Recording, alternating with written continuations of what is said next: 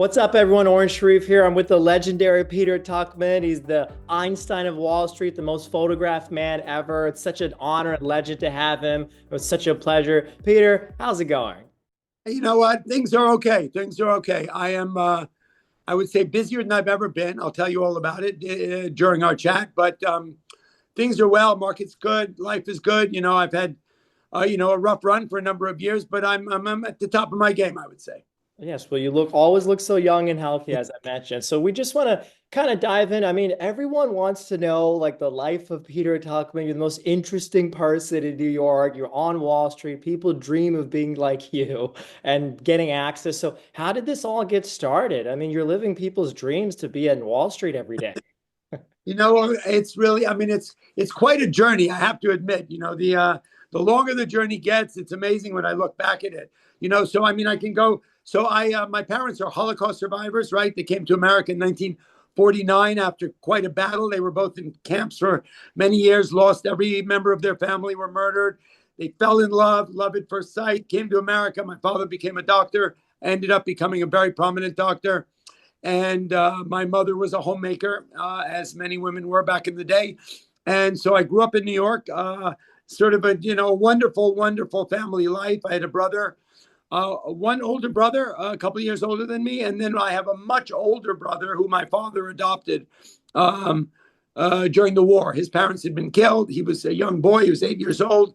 And after the war, my father and my grandfather brought him to America, and he ended up becoming a major Wall Street takeover artist back in the 80s. So I tell that story to say because he ended up becoming my mentor. He unfortunately recently passed away a few weeks ago, but he was 94. He had an amazing, after it's a rough, my story is, after a rough part of the journey, things ended up doing well. And, I would say the message is, perseverance, persistence, and is really the key to a wonderful life. So I grew up in New York City. I always was a bit of a sort of a hustler during high school. I had a t-shirt company and sort of always wheeling and dealing. I ended up going to the University of Massachusetts for college. I ended up living actually in Israel for a year. I graduated high school early, spent a year in Israel, came back to the States. I had this vision that I wanted to get into agriculture, which I had done while I was in Israel. And so I ended up going to the University of Massachusetts in Amherst, which is one of the top ag schools. I got a full degree in agriculture, but it was not realistic. I wasn't going to become a farmer. It was like 1978 or something. And I had this older brother who had always said, you've got the right personality for Wall Street. You got to get into finance. Come on, let's go. And if you do, I'll bring you on board, whatever I'm doing. And he was much older than me, probably 35 or so years, almost 40 years older than him. So I ended up finishing my ag degree and getting a full degree in accounting, international finance, and business. And I moved back to New York. I opened up I attempted to get a master's degree in business, which was at the time what everybody did. If you wanted to be in business, you needed a master's. So I sort of followed that path. I went to get it. I never finished it. 13 degrees short of a master's. But while back in New York, I did a number of things. So I started trading commodities, which was just something back in the day. You used to have the newspaper. The newspaper used to list, Wall Street Journal, New York Times used to list all the commodities, whether it was copper or oil or plywood or potatoes or orange juice. I ended up trading orange juice futures. And then I also opened up a record store in Bleecker Street in New York at the time. I had always been into jazz. During college, I had gotten into the jazz business. I managed bands throughout Europe. And so, I was sort of already a traveler. I had a little bit of the world under my belt. And so that was a lot. So I was trading commodities. I was getting a master's. I opened up a record store, and it was beautiful. It was modeled after a European record store. We had a gallery. We had like a coffee shop inside. All the famous jazz musicians used to come and hang out. We had listening booths, which is where you could listen to a record before you bought it. And funny part is, which is a story many people know, is by the time I designed it and built it, I had run out of money. And so I didn't have enough money to buy records for the record store. So I put my whole record collection into, no one's ever heard this story before. I put my own record collection into the store, which I had a collection of over 10,000 records. And that's what I ended up using as inventory. Anyway, and I was the doorman at Studio 54. So that was another one of my claim to fame at the time. So that was the 80s. The 80s was pretty wild in New York. And so I was really, it's like I am now. I've got so many streams of revenue, so many different things I'm active in. I'm a high energy guy, as you can see.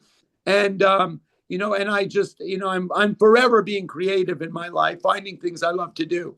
And so, 1981, 82, I closed the store. It turned out not to be, it was a great place, but it was not financially successful. And I ended up moving to West Africa, right? So I had a friend who ran an oil company in the People's Republic of Benin. He was a Norwegian guy I had met many years earlier. And he said, you know what? I needed to get out of New York. I needed a change. I was 23 years old, 24 years old. He said, come and hang out with me. Computers had just been made, right? You're talking 1983. That was Lotus 123 was the first spreadsheet computer that was made. I still don't own a computer. I'm not tech savvy, but he said, if you learn, I'll send you the equipment. If you learn how to make this thing work, you can be a computer specialist in West Africa. So I literally on the plane, it was an 18-hour trip. I learned the whole system. I got there. I suddenly became a computer specialist for this Norwegian oil company. I stayed there for about a year and a half. And, I had sort of overstayed my welcome a little bit. It was a fascinating place. It was actually a communist dictatorship. Not my thing, but it's just the way it was. The Norwegians were exploring oil off the coast. And I ended up overstaying my welcome. I came back to the States in 1985, March of 1985. And it was time to put on my big boy pants and shoes. And my older brother said, you're going to Wall Street. My father said, you're going to Wall Street. And so together they came up with a plan. I ended up getting, my father had a patient who was a market maker, was a specialist on the floor of the stock exchange. And my brother had a lot of connections on Wall Street. And so I ended up getting a summer job as a teletypist on the floor of the New York Stock Exchange, March 28th, 1985. It was the day that Ronald Reagan actually rang the opening bell of the stock exchange.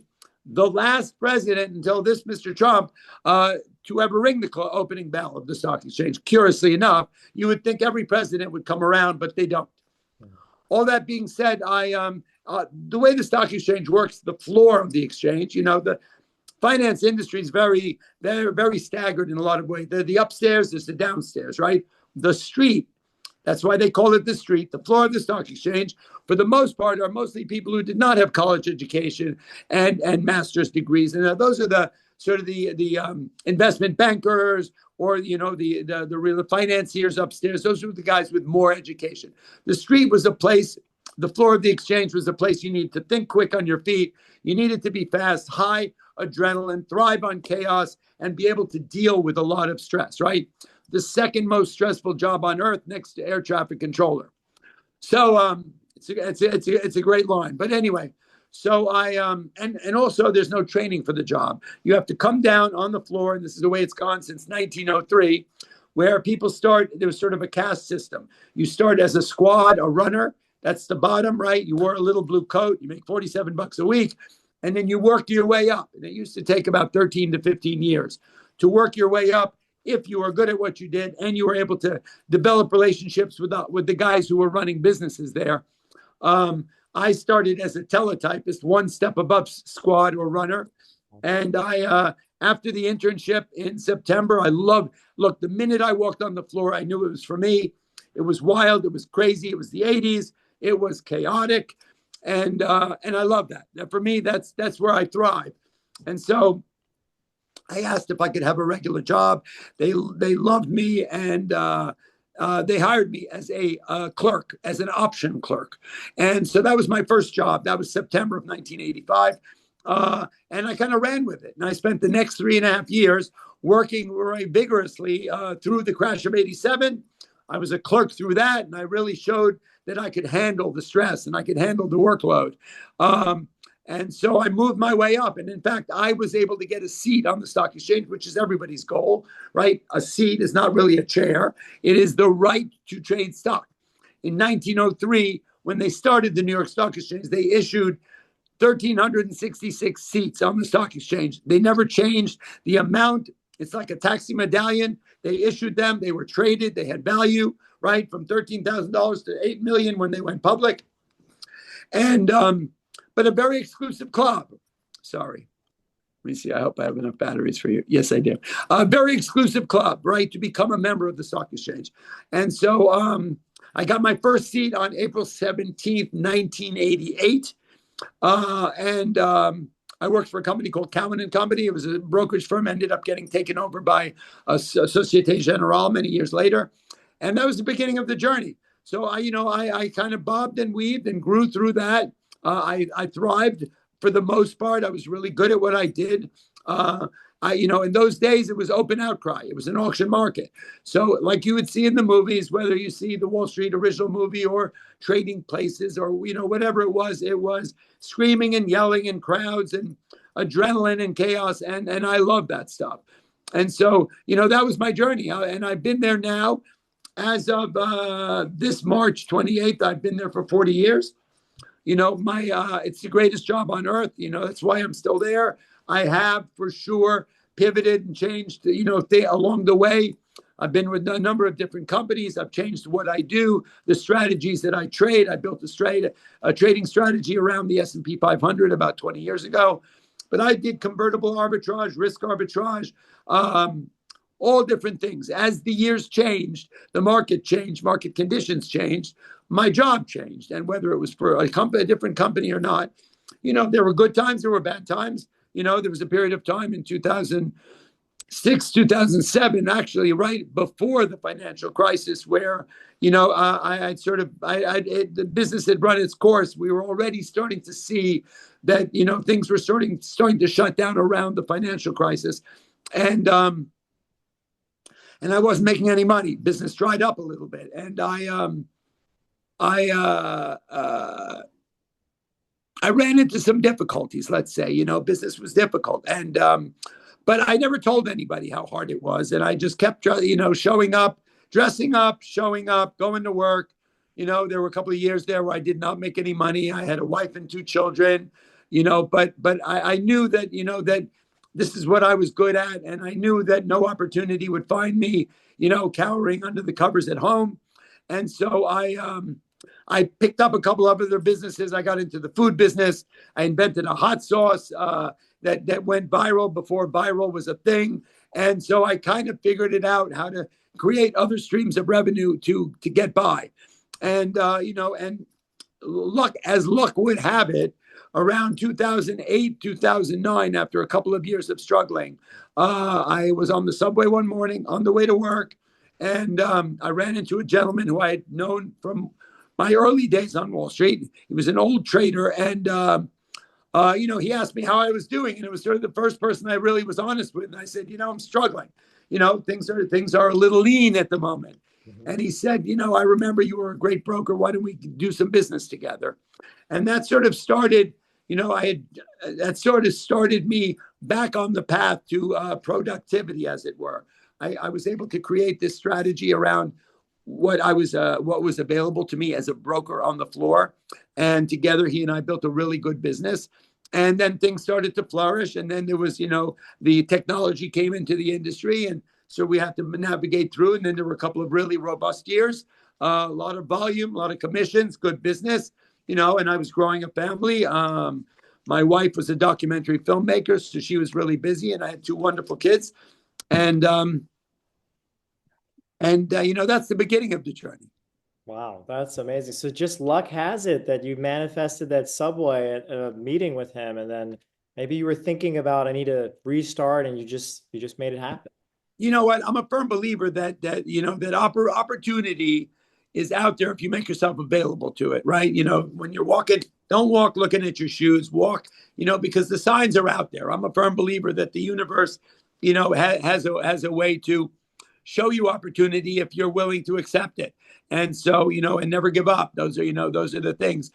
I was really lucky to have found something I love to do, right? Along the way, as I said, I had done so many different things, but I knew the minute I walked on the floor that day that this was going to be my career. I didn't know what it was going to look like, what the journey was going to be like, but all the components set up for my personality work with this. Because at the end of the day, loving this is not my line, right? If you find something you love to do, you'll never work a day in your life, right? I don't know who said it, but it's actually true. You need to find. I always say it to young people. I do a lot of motivational speaking all over the world. That you need to be in a career that you're happy to wake up to every morning. My partner, I have a trading academy with a gentleman named David Green, which is a big part of my life. We started on Wall Street together, and we always joke that going to work every day is kind of like being in the Super Bowl.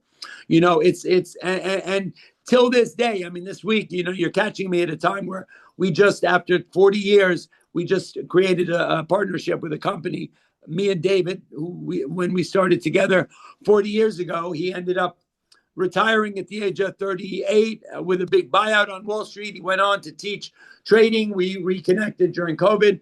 But, it's amazing that, life is short, but life also can be packed with so many, so much opportunity. And so I sort of, I am always sort of hungry and I've had to pivot. I've had to reevaluate things. When technology came into the industry on the floor, things changed once again, right? They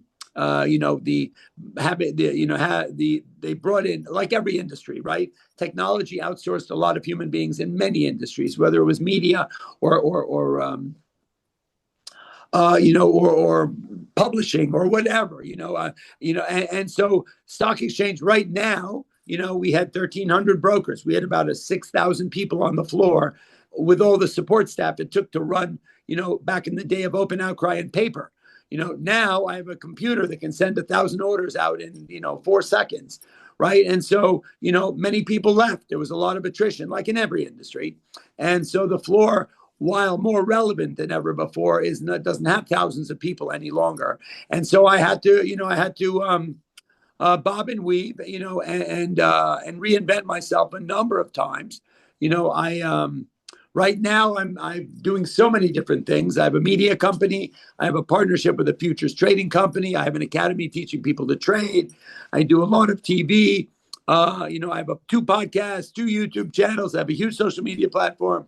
And that's what I do in my spare time. And I'm a trader by profession, which I do every day.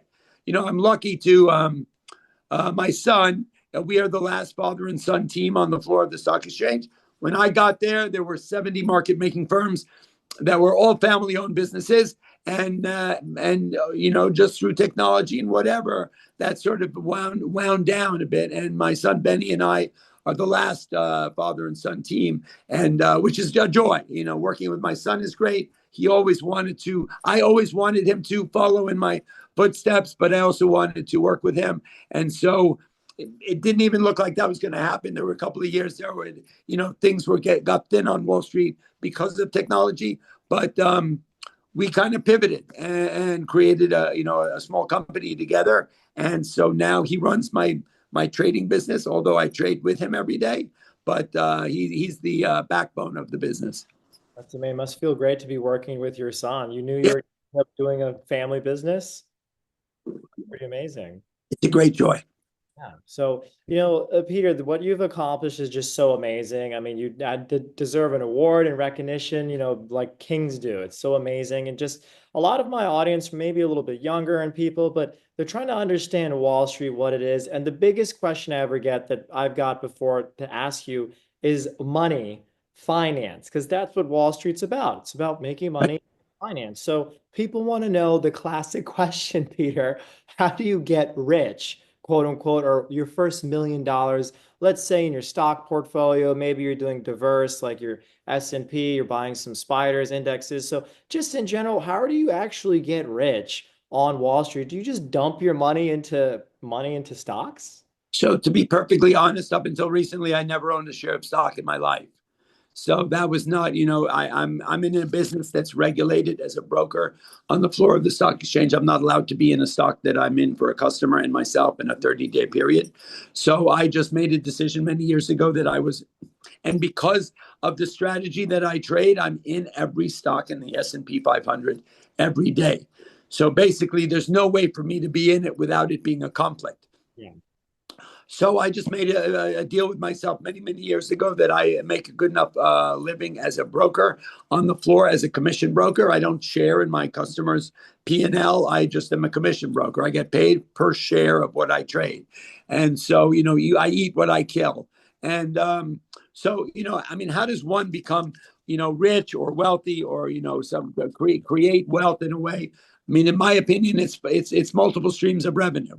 I would not, I consider myself rich more for the fact that I have a wonderful family, and I spend a lot of my time trying to motivate and inspire the younger generation. The minute I had that opportunity to use my amazing social media platform to give back and to teach people, educate people, inspire people to get into this industry, because I know there's so much opportunity there. I did.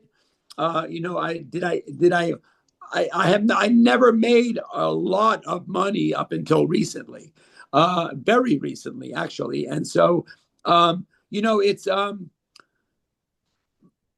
I think the most important thing for young people to do is to understand the mindset of putting your money to work for you. Okay. So I'm a firm believer in investing in stocks and not stuff. Right. We are the greatest consumer generation in the world. And we love to buy stuff. And I'm a culprit of it myself. I see something on Instagram. I want it. I order it. I'll even pay 3 times what it costs just to have it delivered yesterday. Right. That's what we do. And I would say 99% of the things that we buy, whether it's a watch or a this or a sneaker or whatever, goes down the minute in value the minute you buy it. And so, if this is just a number that's thrown out there, and it's been validated many times. I heard it actually again the other day, that Eddie, as a youngster, as an 18, 20-year-old, if you were to put $250 a month into the S&P 500, I'm not a financial advisor. A birdie once told me this, that, at the age of 18 or 20 and using the S&P 500, which is annualized 10% or so a year, by the age of 60, you will have more than $1.3 million passively investing in the market, dollar cost averaging, right? So that's just a mindset. It's a mindset of, investing in your future, just not wasting money. Think about all the money we waste on stuff, and so how does one become rich? Is putting their money to work and not wasting money on stuff. And so, whether one ends up in finance, look, I would say that the guys that people, guys look at me and they see that I work on Wall Street. They think I'm, getting $40 million bonuses. That's not who I am. The floor of the stock exchange was never that kind of a place. The big bonus things that everyone sees and hears about, Goldman Sachs gave away more bonuses than there. That's very upstairs. Those are portfolio managers, and those are investment bankers, and that's a different breed of people. People who are on the floor, they call it the street for a reason. Most of them in the old days did not have more than a high school education. They came down to Wall Street. They had that sort of savvy and that fight, and they were given a shot. They started at the bottom. They moved their way to the top. And there are many rags to riches stories about that. People who started as runners and ended up becoming multimillionaires. And that was just perseverance. That was smarts. That was whatever. Unfortunately, most of those opportunities are not around anymore because of technology. The floor is not, even though it is more relevant than ever, and the human element in the business is so much more important than it ever was before, with all the technology and liquidity and volatility, I would say.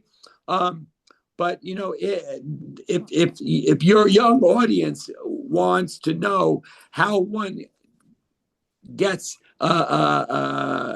rich and develops wealth, I would say is to put their money to work and put money in the stock market as early as you can, but do it on a regular basis, right?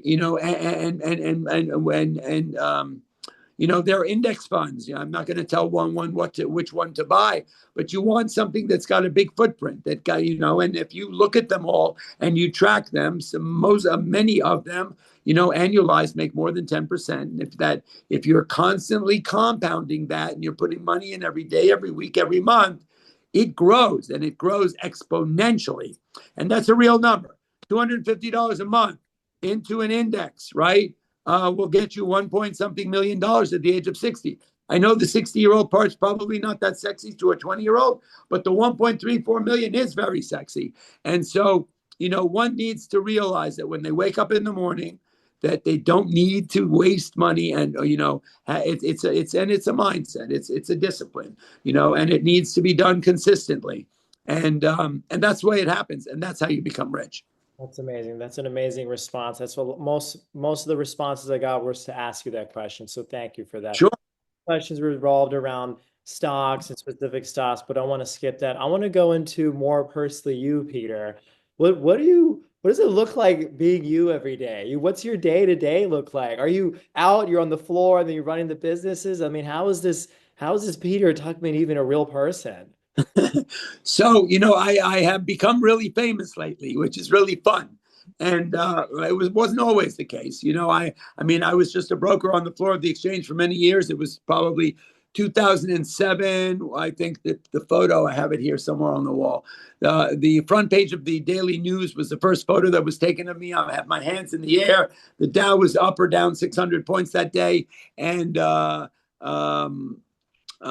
then the next day, the New York Post wrote an article about the picture in the Daily News, and that kind of started it. And then, the photographers started taking pictures of me because I'm very expressive, as it were, and I look like Einstein, and so I have that sort of a look. And so I started becoming the face of Wall Street, right? The most photographed man on Wall Street. And then but I never thought I had much to say, and so it was just like I was the front page everywhere. There was a number of days where I was on 1,000 front pages all over the world, right? And so I was the up 500 guy and the down 500 guy, and so that was exciting. I was having a lot of fun with that, and while I felt like it was going to be 15 minutes of fame, it kept going and going and going. Then I realized that, there was actually one of the breakout moments. Somebody recently, I did an interview that reminded me of this. There was an article written on Market Watch, right? Market Watch is, everyone's probably watched it or read it. It's an online market thing. And the gentleman whose name I think was Jeremy Golshin, he was the editor of Market Watch, wrote an article, and the front page of the article was a picture of me, and it said, "This is the last time you're going to see this the picture of this clown on my website," or something. And he proceeded. He obviously had an axe to grind against Wall Street. I think he didn't get invited to an Alibaba IPO or something. And he said that we have been replaced by computers, and that all we do is play fantasy football. And then la la la. And I took it really to heart because I love what I do, and I take it very seriously. In the New York Stock Exchange, become the ambassador of that place. And so I feel very strongly about the human element in the business and the NYSE.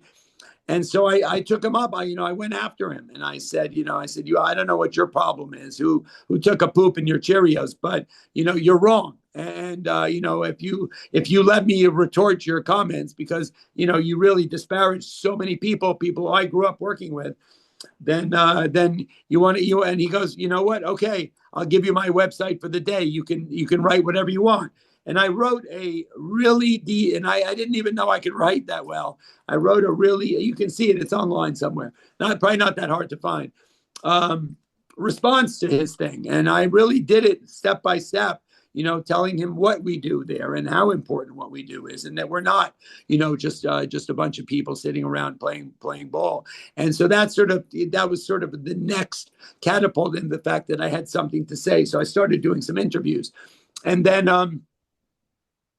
and that became fun. There were obviously, as the floor of the exchange sort of transitioned a little bit, they invited the press more onto the floor. And so there was Chinese media and German media and CNN and CNBC and blah, blah, all that kind of stuff.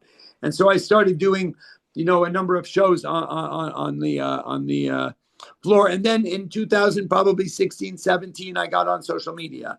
And even though at the time I was probably a little aged out of Instagram, I got on it, and it became sort of a fun outlet for me. By then I had that confidence that I was the most photographed man on Wall Street, and that there seemed like something would be, fun to do, and because I love what I do. So for me, I'm not acting. That's me, right? And so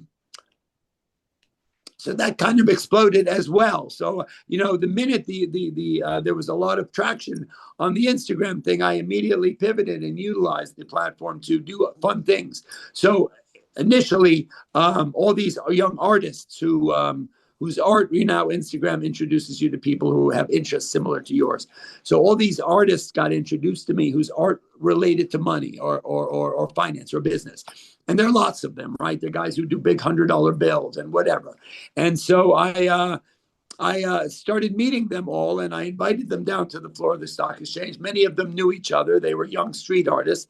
And so I came up with the idea that I went to the stock exchange and I said, guys, would you give me a wall? At that point, Snapchat and Twitter, a number of social media companies were going public, and the stock exchange was kind of reinventing itself a little bit. And so I went to the exchange and I said, would you give me a wall to put up some cool new street art? I did not think they would go for it because they tend to be a little conservative.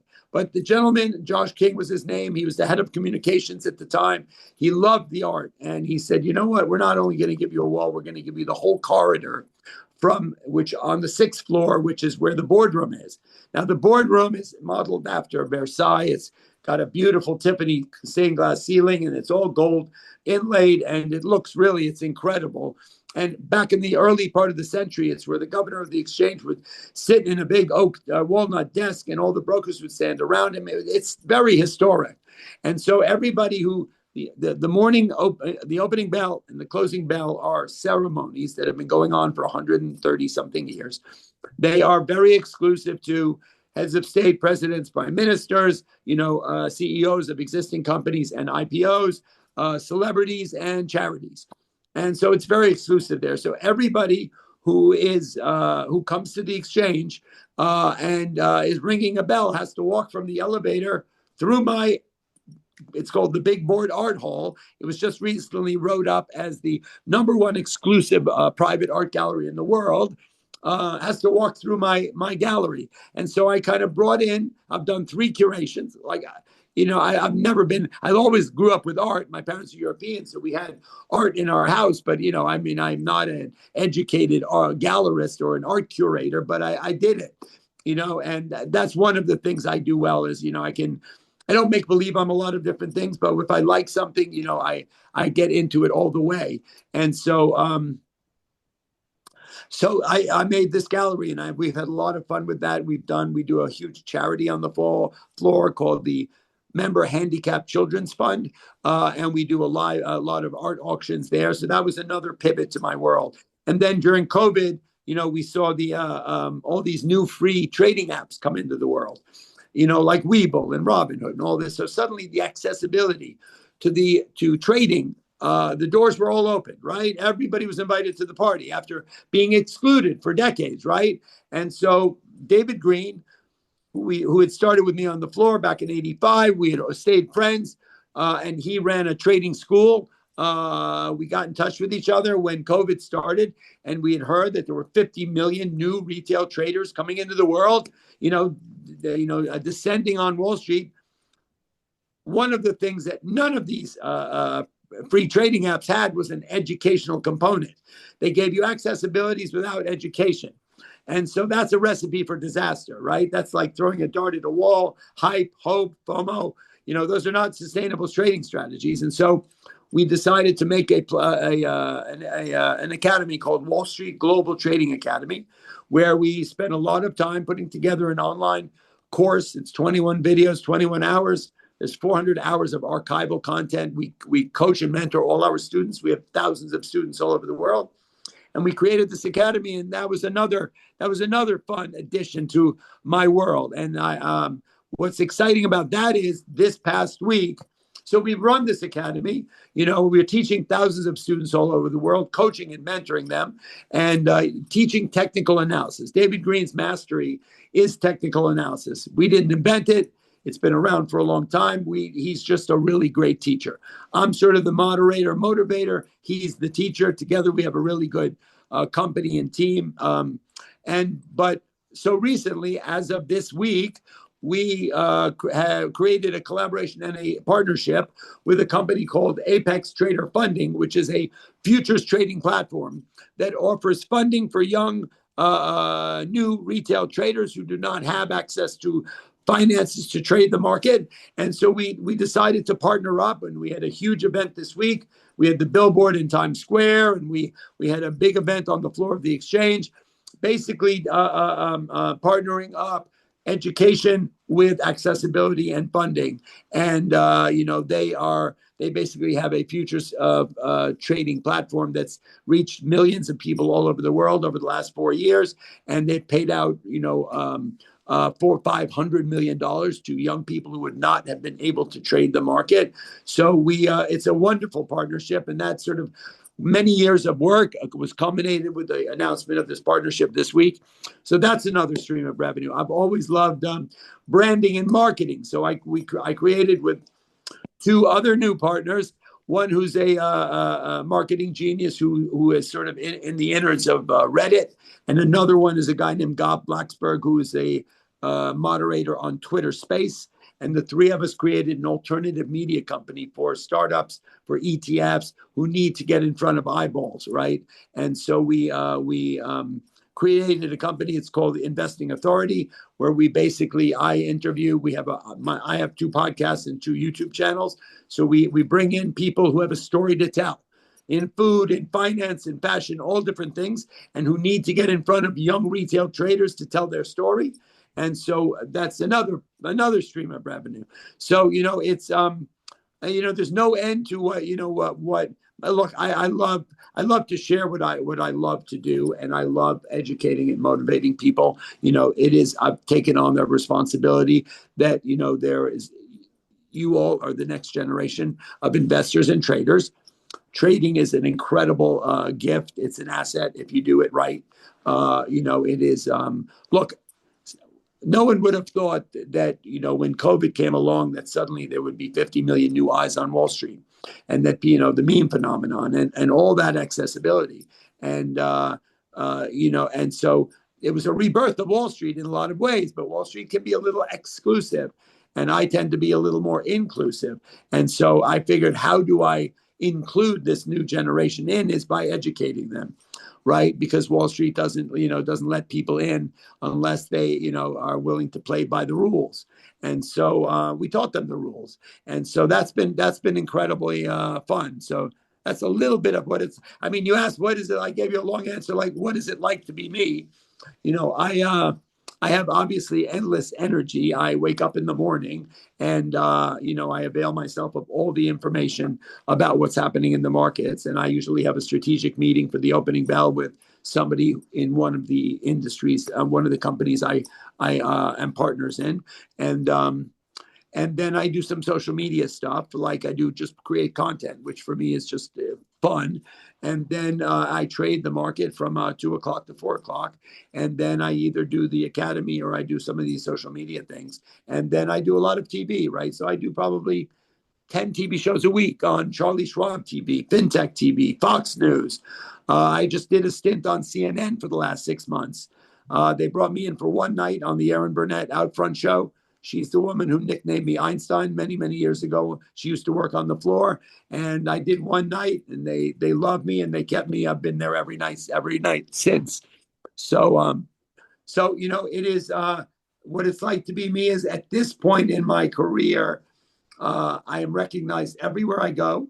I did a wonderful 6-month stint on TikTok where I was able to open my world up to the younger generation, and that was a lot of fun. It was called Einstein's Elementary, and so that got me a lot of notoriety there. And the CNN thing, goes out to millions of people every night, so that opened another bunch of doors.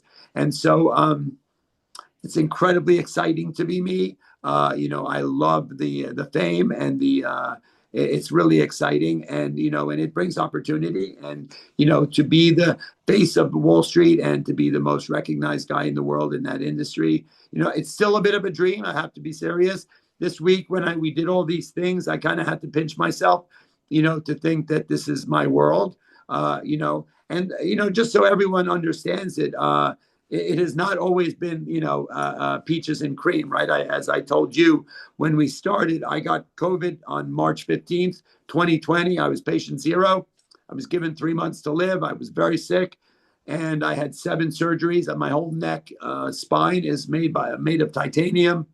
I lost my brother to cancer in 2017. I lost my wife to cancer in 2022, and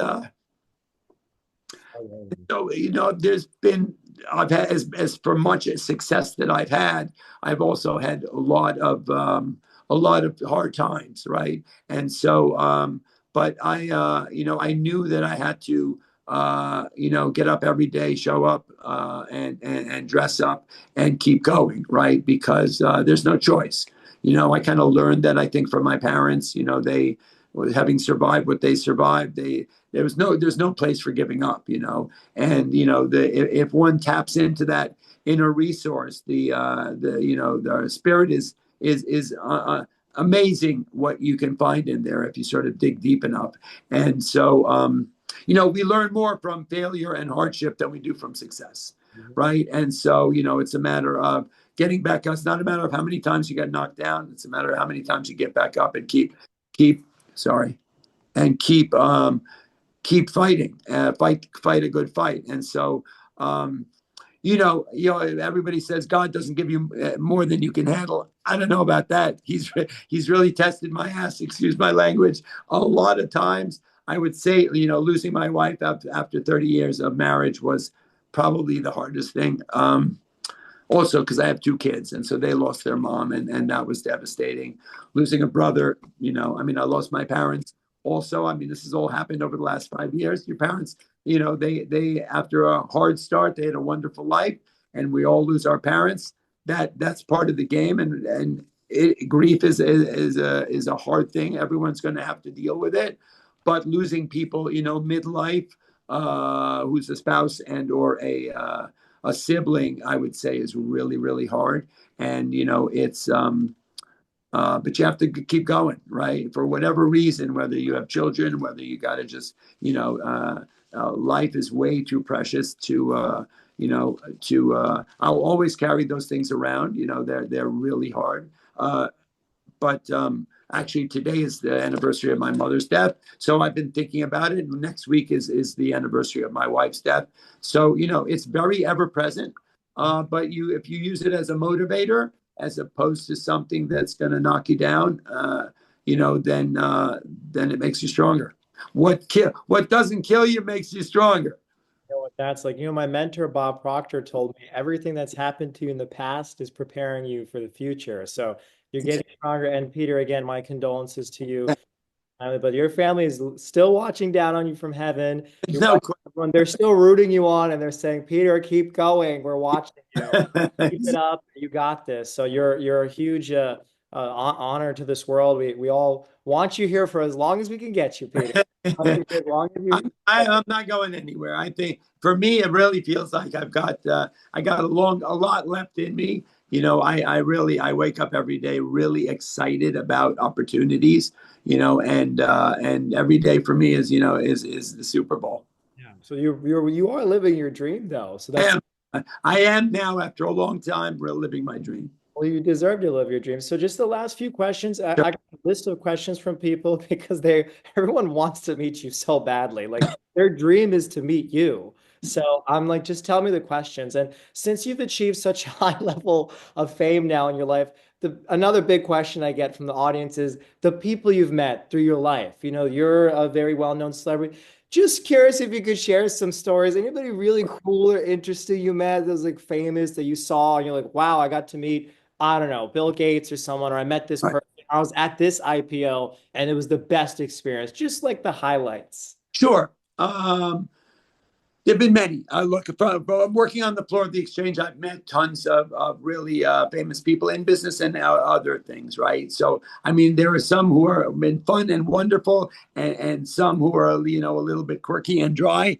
I would say one of my most fun celebrities to meet was Sean Connery, right? James Bond. That was really fun. He was down on the floor, a super friendly guy, and we got to hang out for a bit. I would say. From a finance point of view, I was there for the Alibaba IPO, and Jack Ma and I are about the same height. We're both really small, and so there were a lot of towering people above us.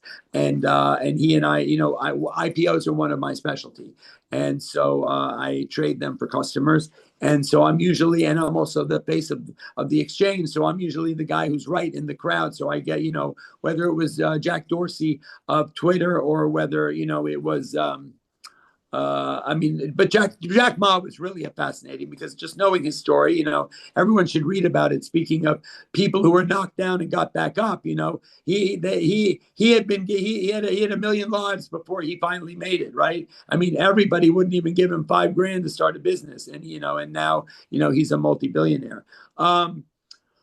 Who else? Fun things. Well, this week we lost Hulk Hogan. I got to meet Hulk Hogan. It was very funny.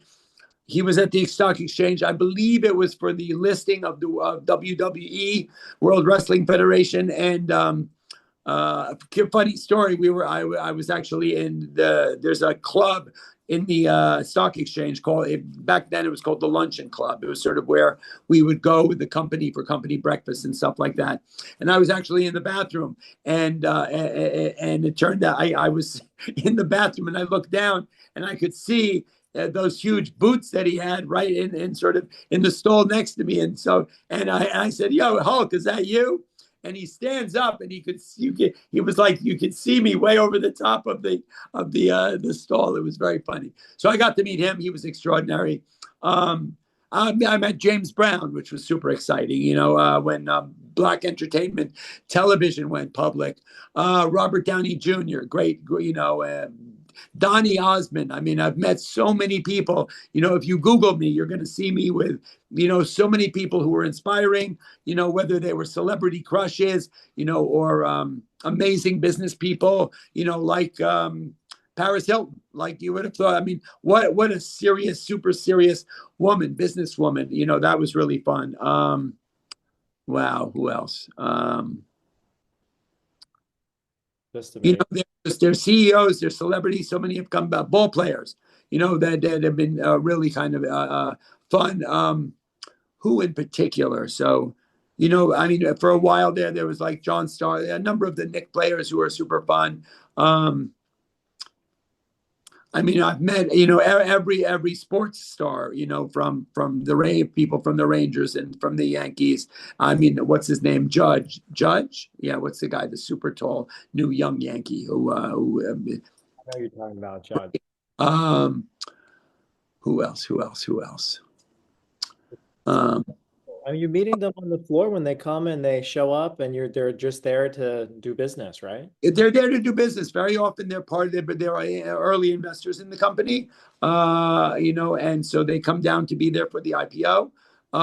Very often they're there just to visit. I've had the fortunality of meeting a lot of people, ball players who are working now in the educational space for the Black and Brown community. And so I have my educational platform. So we have tried to work together to do things, for those unbanked and underbanked people in the population who really want to get into Wall Street. And so, there's a group of young Black educators. There's a gentleman called Earn Your Leisure and the Master Investor and Wall Street Trapper, right? People who have created this amazing financial literacy platform for the Black and Brown community. And so I invited them all down to the stock exchange. We had a forum outside, and that really opened up a lot of doors in that way. And so that's been really fun. So whether it's, I mean, at the end of the day, the floor is just sort of, I would say one of the most fun ones was, what's his name? Oh my God. Football player. Oh my God. Why am I blocking on this? Um, oh, it's going to drive me crazy. We did a video. He came. Wow. Give me a second. I'll remember. Met so many famous people. You've pretty Yeah, much actually met everybody already. I have. I've really Met met every person. every one of my, my celebrity crushes or celebrity whatever people, from movies and whatnot and sports. God, I can't believe that. Oh, the Beast. What's his name? Um, I'm gonna have to look it up. It's gonna drive me crazy. Hold on, I'm not going anywhere because I forget football player here. Football. Ball. That's like one of the biggest. All your fans want to know who's everybody you've met because it's Yeah, I like know. you're at such a high level that people can't even meet the people that you meet. I can't. What was his name? Wow, this is driving me crazy. Hold on a second. Let me see. Yeah, he's so fun, this guy. Um, Where did you guys meet on the floor? we met on the floor. You talk about Wow. Marshall Lynch. Yes, thank you.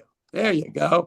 Marshawn Lynch, where are you there? Okay, yeah. Marshawn Lynch. He came down to the floor. I don't remember why. He's involved in something to do with finance, and they brought him over to me to chat. And there's a great video online, if you look it up, of Marshawn and I sitting on the floor of the stock exchange, beating our chests from like the Wolf of Wall Street. And he recently invited me to be on his YouTube show recently. But look, I have I have an ability. One of the things that I have an ability of is to make people feel comfortable and and not intimidated by, because Wall Street can be very intimidating, right?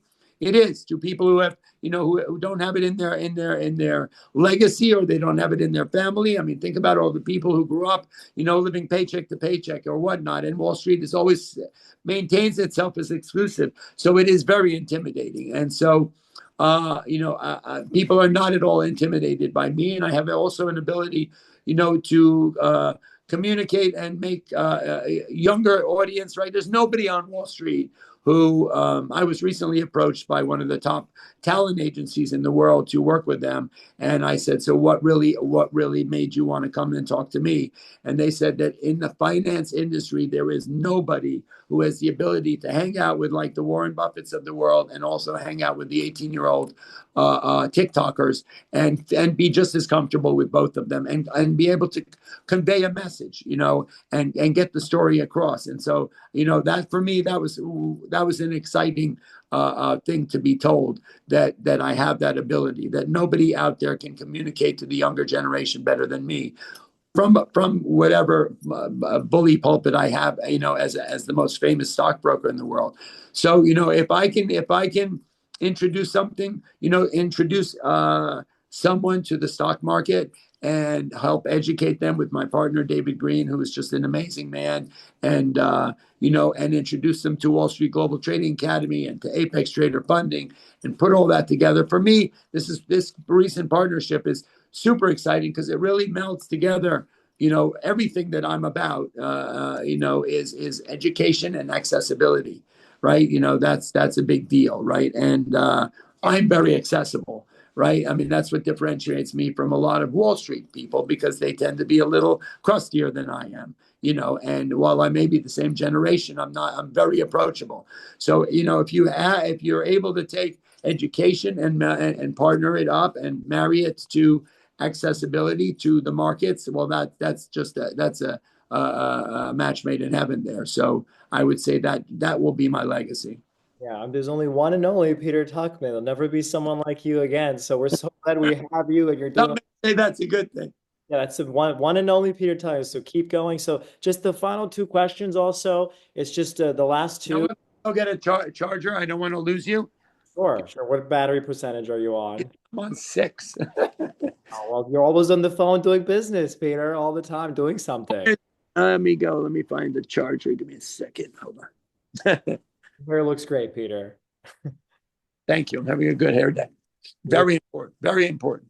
you're looking great. We need to figure out like what do you eat every day, your diet. Do you So, take energy pills? How are you at this such a young age and with this much energy? Like you're beating kids, people half your age. So I will tell you I will tell you. You ask your last question, and then I'll tell you the answer to that question. Okay, the last question I wanted to ask is this is from the question list, is very important. Sure. Two big topics, they're the hottest topics right Yep. now. Is the so you have the stock market and then you have cryptocurrency, which is kind of you're not even that new anymore, but the Bitcoin, all that. And the last thing is the AI, which is trading, AI trading. So these are the three hottest topics right Yep. now, crypto and AI. What's your opinion on that and into the stock market? And what do you Sure. think about the future? Happy to answer the question. So, cryptocurrency was, as I said, I'm not an investor in the stock market because I can't, because it's a conflict of interest. So when crypto came along, I was sort of fascinated by it, and but I like to understand things. If I don't understand them, then I kind of stay away from them. And it's still never, like Elon Musk on Saturday Night Live. What is Dogecoin? Nobody knows what the heck it is. And so I kind of resisted it and stayed away from it. And then obviously, as it started getting prominence and started going up in price, I was like, wow, I wish I'd known about, I paid more attention at the time. And then I realized, what, that the more and more I'm on demand, to talk about these things, I better find out what the heck's going on. So I started to research. And at the end of the day, it's a fascinating instrument. It's obviously here to stay. You know, is it something that as I said, I'm not a financial advisor, so disclaimer across the board. Is it something that people should have probably a little of in their portfolios? I would probably say so, but that's it's obviously completely risky, but the blockchain itself is a fascinating thing, and just to be able to ledger things going back. I just did an interview Wednesday with a lady who works for a company called Canaan Inc. They actually make the picks and shovels to make Bitcoin. And it is a day. She is the head of marketing and development at this company. It's a publicly listed company, and I loved just sort of asking her tons of questions about that people can make it in their home. Right, there is a limited number of coins. So anything that has a limited amount to it in our lives, right, that will be suddenly be full. I think it's 2060 or 20, whatever. I'm not sure what year it all fills out. Uh, we know is going to have value because there's going to be more demand than there is supply at all times. So that's fascinating. Then there are other alternative uses for it. So she explained to me that there's institutional players in the actual creation of Bitcoin and retail players in it. You can actually buy equipment to make it. It's not very efficient. It's all based on the cost of energy, that you pay for and whatnot. But there are heat is one of the byproducts of creating Bitcoin, and so there are multiple business models around that. But look, it's fascinating. It's fun. I think meme coins, and shit coins, excuse my language, are really just you might as well throw your money away, in my opinion. Of course, did I ever buy a few of them? Yeah, of course. Did I ever make money for a minute? But I never kept it long enough, or I sold it too early, or I should have sold it when it was trading higher. But I think it's here to stay. I think it's a viable financial instrument. It seems like it's got some inherent value just by its nature, and it's definitely being adopted. Look, at the end of the day, the world's way bigger than Peter Tuchman, and so the bottom line is if the president of the United States is creating a national reserve as there is with oil, well that puts a lot of pressure on the stock on the coin to go higher. There are Bitcoin miners. There are things that people can invest into, which seem like a viable investment. So Bitcoin, it's here to stay and it's fascinating. Everybody should do their own homework on that. But it's the blockchain, the base of it has a lot of usage, in our lives, and utility is the word I was trying to find. And so anything with that much utility is something to definitely pay attention to. In response to AI, another fantastic topic. Um, so for a while, I didn't know that much about it, and I was sort of fascinated by it. My fear was, just from sort of a very immature approach to what it was, was that it was sort of going to come along and then it was going to outsource all of our young people, and they were going to be, because I do a lot of talking to young people, in colleges and high schools and stuff like that. And always is, the question is, well, how do I become like you, or what should I do for my career, and blah blah blah. And their fear is, are you afraid that AI is going to take all these jobs and all this? And so I have recently befriended over the last couple of years a guy named Dan Ives. Dan Ives is like the number one tech analyst in the world. He works for Wedbush. And his specialty is AI, right? He just released a ETF called Ives, which is basically all of the top AI companies in it, and everyone should go check it out. I'm not recommending it. I'm just saying go check it out because it's fascinating. He's a genius, in my opinion. And he's sort of Mr. NVIDIA, right? He was the guy who picked NVIDIA back in the day. In February 2023, it was a $108 stock. In February 24, it was a $900 stock. In June of 24, it went up to 1,200, split 10 for 1, and had a $50 billion buyback. And since then, it's been the leading best of breed stock within the AI space. We are in the midst of a major, the third industrial revolution around AI. There are trillions of dollars of cap expenditure that's put aside, whether it's Microsoft, NVIDIA, or whatever. We are in as Dan always says, we're in the second inning of a very long game that's going on until the wee morning, over inning, extra innings. That is the AI revolution, and it's going to change the world, right? We're going to be more like the Jetsons than we were like the Flintstones, right? So, robots and autonomous driving and all that, that's in the very near future. So don't think that all that stuff is, some kind of a futuristic movie. It's in our very near lifetime. Now, is it a good thing or a bad thing? Well, he explained to me when I asked the question, like, well, how do I tell young people that they're not going to get outsourced by AI, right? And he said that's not how you look at it at all. In fact, what it is it's information. And information is gold. And the more information, the better it is. Like whether it's how it's going to affect the medical industry. If you have somebody who's opening you up to do surgery and he has all accessibility to information through AI to understand everything that he may see when he opens you up, well, surely, I don't want some doctor to open me up and go, I've never heard of it. I've never seen that before, right? So that kind of information is gold, and it's going to affect many industries in a super positive way, healthcare, medicine being surely one of them. Treatments of cancers and whatnot will be incredible. And I think it's probably going to affect every industry in a super positive way. Does it shut doors for younger people as far as jobs go? I don't believe so. The questions I've asked have told me no. And that, does that mean that young people should go out and get super well versed in AI and not just use ChatGPT to write a term paper, but to really find out the nooks and crannies of it and coding and all that stuff? That's what I'm talking about, and so it will be a big part of our lives. It will only outsource you if you are ready to be outsourced. Otherwise, it should really open a lot of doors for you. If you know how to use it and you become part of it, it's a big thing. So, I'm sure they're also asking, like, how is AI going to impact my industry? And at the end of the day, do I want my money being run by a robot? Not necessarily. I'm not an autonomous driving guy. I'm not like somebody who, if I take off in a plane and I run into turbulence, I want to know there's a pilot in the cockpit, right? And so, if I were to invest in the stock market, I would rather have a human being, involved. Do we use algorithms and bots, within the trading world? Sure.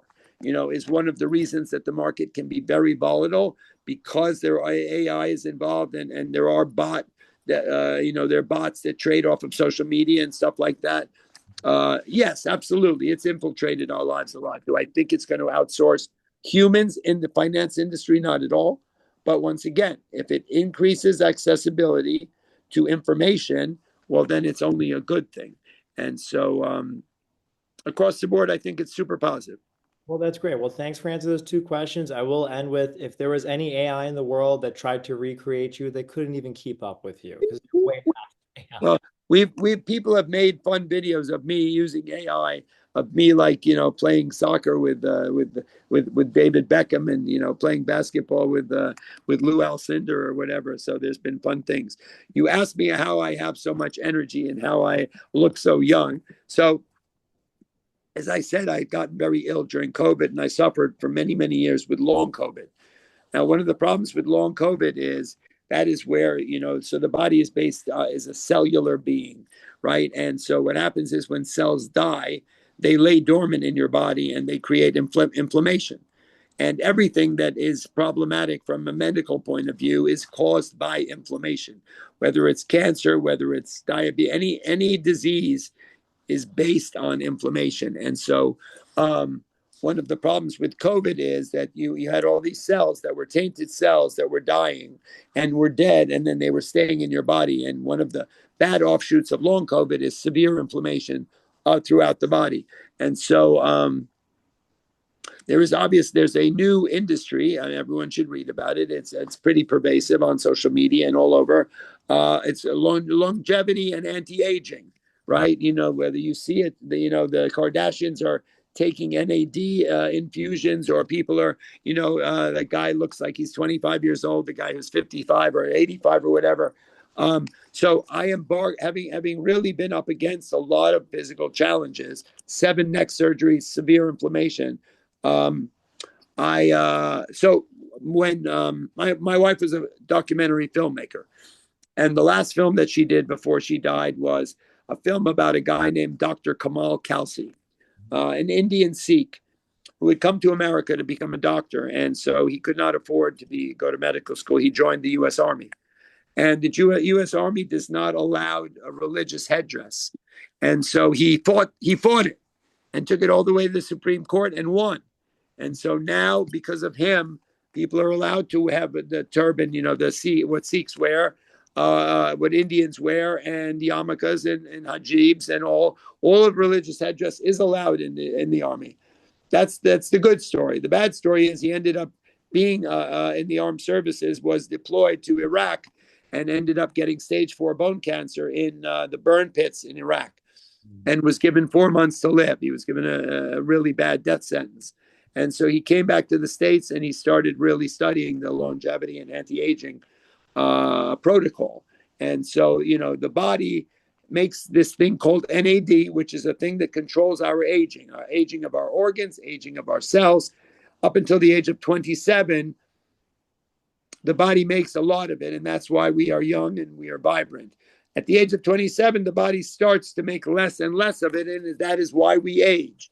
That is why one gets wrinkles, why one's brain gets a little foggy, why one, doesn't move around as well, why things are, their joints hurt and all that kind of stuff.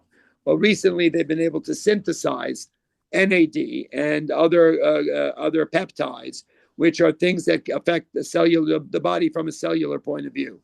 And so what you can do is now you can actually, if you are on this protocol, and these things can be sometimes in pill form, sometimes in infusion, more often infusion, you can recreate these compounds, and basically arrest your aging process and actually get back years of your life.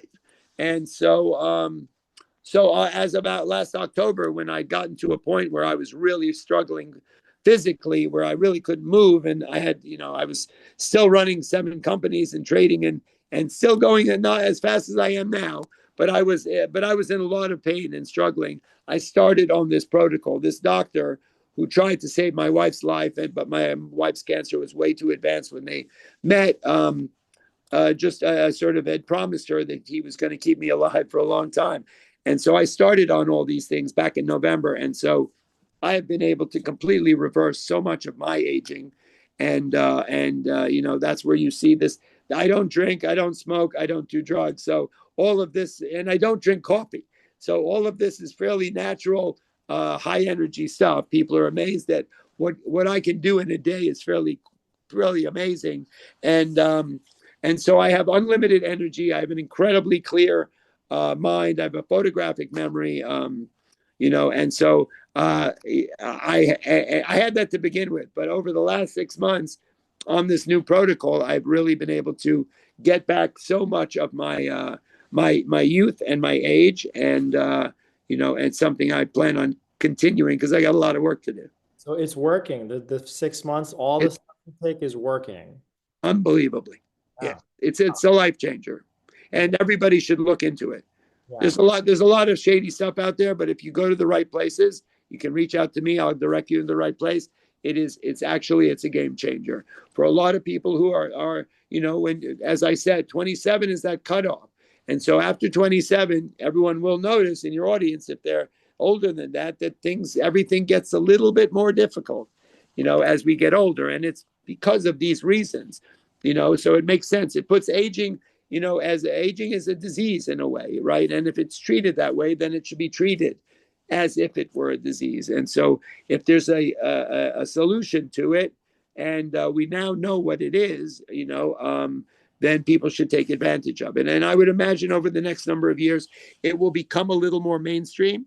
Right now, it is probably a bit expensive and exclusive, but it's becoming more mainstream every day. But it is there are mega these things are popping up all over in any city. There are infusion centers. There is. I recently did an interview with Brandon Dawson. Brandon Dawson is a guy. He's a partner of Grant Cardone, who's a big real estate guy, and they started a company called 10X.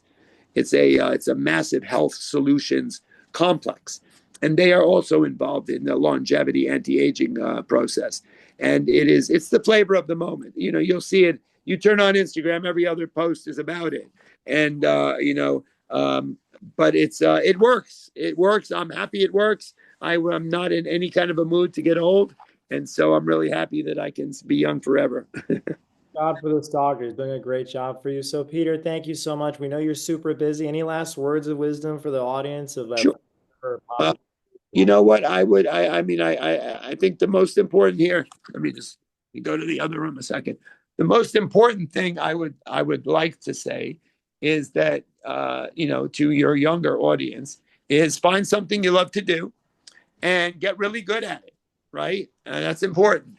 And because you don't want to be in a situation and a career that you're not happy in, right? There's nothing worse than waking up to your day and going to a job that is not something you love to do, right? And so that's half the battle, right? If it's like you don't wake up in the morning and go, oh God, I got to go to work. It's like, wow, let's see what's the opportunity going to be there. Sorry, where's the opportunity going to lie? As I also said, I think everyone should start investing in their future as young as you can, right? On a regular basis. I mean, just think about it. We buy so much stuff that we don't need, and so it is a mindset. It's a mindset about investing in your future. And financial financial wealth and financial health are super important. These are things that I wish I had known as a youngster. You know, I've been 55 for 10 years. And so, there are things I'm learning just recently, and so it's never too late to learn stuff. Avail yourself, don't think that there's any door that you can't knock on. Right? I don't want anyone to think that anybody is better than you in any kind of a way.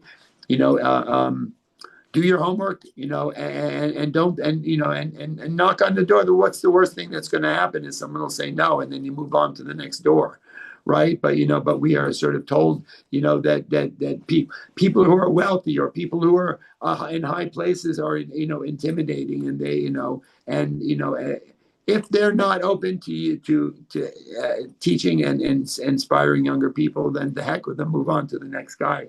But I talk to a lot of kids in college, and it's not easy out there, right? I'm sure I don't. The job market is fairly robust, I must say. Actually, it's gotten better, but there's a way to do it where you can really avail yourself, but you got to work on it every day. If you sort of, a lot of people waste a lot of time, and then it's the harder the older you get. But if you do anything a day at a time, then it's a lot easier. So those are my words of wisdom for the day. Amazing. Well, Peter, I thank you so much for being a guest. It was such an excellent talk. We learned so much, and I'm sure there's going to be many, many more with you, many more interviews in the future. I'm always available. We'll really appreciate it, Peter. Thank you so much. My pleasure.